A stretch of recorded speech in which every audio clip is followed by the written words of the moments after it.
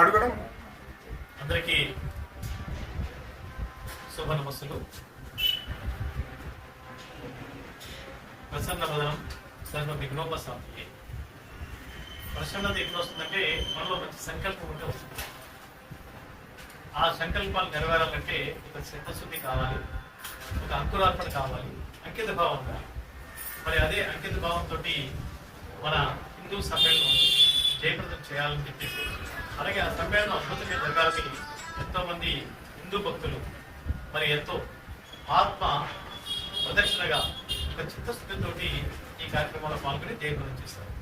మరి దానిలో ముఖ్యంగా రామారావు కానీ, శశి వేణుగోపాలకృష్ణ గారు కానీ, అలాగే మా పేరూరి బాలకాశి గారు కానీ,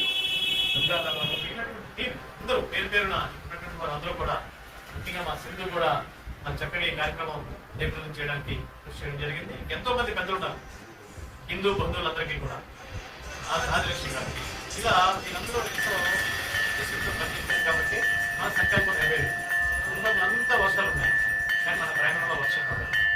ఈ గణేష్ నగరంలో మేము చేసి ఉన్నటువంటి మరి మా విఘ్నేశ్వరుడికి ఈ కార్యక్రమం ఏ విధమైన విఘ్నాలు కలగకుండా సర్వజనులు సుఖంగా ఉండాలి, ఆనందంగా ఉండాలి, సౌభాగ్యంగా ఉండాలి. అందరికీ శుభోదయం.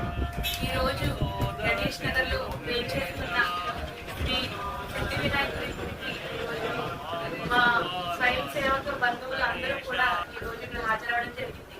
దానికి ముఖ్య కారణం ఏంటంటే, మొన్న డిసెంబర్ 1వ తారీఖు మనం చేసిన హిందూ సమ్మేళన కార్యక్రమానికి వర్ణదేవుడు మనల్ని కరుణించి ఆ రోజు కార్యక్రమం చాలా బాగా అయ్యేలాగా 3000 మంది ఆ రోజు కార్యక్రమంలో పాల్గొనడం జరిగింది.